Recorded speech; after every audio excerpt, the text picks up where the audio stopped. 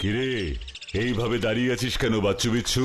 বাবা, বাটুলদার কি চোখ, বইয়ের ভিতর থেকেও সব দেখতে পায়। এইভাবে দাঁড়িয়ে আছিস কেন, কি চাই? গল্প। গল্প? আমরা তোমার কাছে গল্প শুনতে চাই বাটুলদা, ভালো দেখে গল্প বলো না গো। ঠিক আছে বলছি, কিন্তু কিসের গল্প শুনবি বল? এই যে তুমি এত এত কেসের সমাধান করেছো, তার মধ্যে থেকে যেটা সবচেয়ে সেরা সেটাই বলো। এত কেস সমাধান করেছি, তার মধ্যে থেকে কোনটা সেরা বলি বলতো? তাহলে এটা শোন। আজ থেকে অনেক বছর আগে একবার আমি পিসিমার সাথে পিসিমার গ্রামের বাড়িতে ঘুরতে গিয়েছিলাম। তারপর কি হলো? কি আবার হবে, পিসিমা তো গ্রামের সব লোককে বলে বেরিয়েছে শহর থেকে আমার বাঁটুল এসেছে, বাঁটুল এই করে, আমার বাঁটুল সেই করে, আমার বাঁটুল চোর ডাকাত গুন্ডা বদমাই সব ধরে, আমার বাঁটুলের মতো এত বুদ্ধিমান আর সাহসী কেউ নেই, আমার বাঁটুলের এক ঘুষিতেই সব ডাকাতেরা কুপোকাত হয়ে পালায়, আরো কত কি।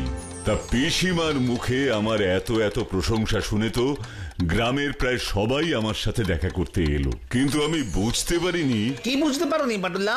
পিসিমার মুখে আমার প্রশংসার বীরত্বের কথা শুধু গ্রামের লোকেরাই নয়, অন্য কেউও শুনছিল।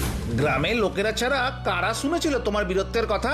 বলছি সব বলছি, মন দিয়ে শোন।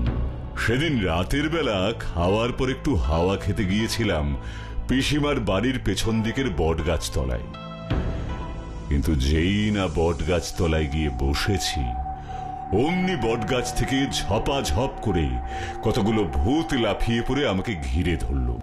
আমাদের বাঁচান বাটুল বাবু, আমাদের বাঁচান। আমি তোমাদের মতন ভূতেদের বাঁচাবো মানে? আমাদের এমন দুর্দিনে আপনি ছাড়া আর যে কেউ আমাদের বাঁচাতে পারবে না বাটুল বাবু। আমরা সারাদিন ধরে এই বট গাছের ডালে বসে আপনার পিসিমার মুখে আপনার বুদ্ধি আর সাহসের কথা শুনেছি। সেই খবর আমাদের রাজামশাইয়ের কানেও গেছে, তাই উনি আমাদের পাঠিয়েছেন আপনাকে সঙ্গে করে নিয়ে যাওয়ার জন্য।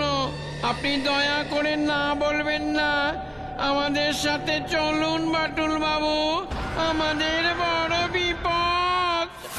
তোরা তো জানিস সব সময় মানুষের বিপদে আমি সাহায্য করি, তাই ভাবলাম ভূতেরা যখন এত করে সাহায্য চাইছে তখন ওদেরকেও একবার সাহায্য করা উচিত।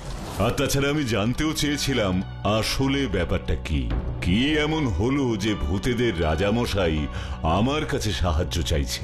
এই সব ভেবে আমি ভূতেদের রাজামশাইয়ের কাছে যেতে রাজি হলাম। আপনি যখন রাজি হয়েছেন তখন এক্ষুনি আমরা আপনাকে ভূতেদের রাজপ্রাসাদে নিয়ে যাওয়ার ব্যবস্থা করছি বাটুল বাবু।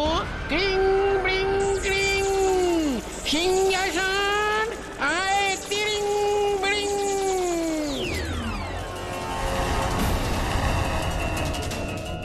এবার আপনি এই সিংহাসনে বসুন বাটুল বাবু।